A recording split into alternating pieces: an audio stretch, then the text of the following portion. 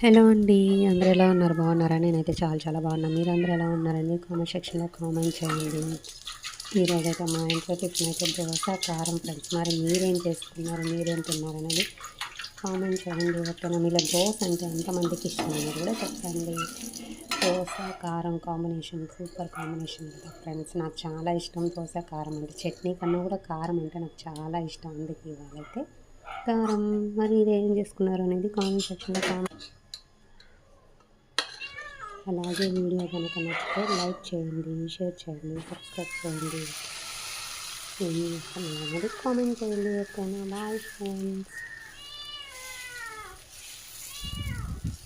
దోశ రెడ్గా కావాలంటే చక్కెర కొంచెం వేసుకున్నామంటే చాలా అంటే చాలా రెడ్గా వస్తుంది. ఇందులో సాల్ట్, ఉప్పు, చక్కెర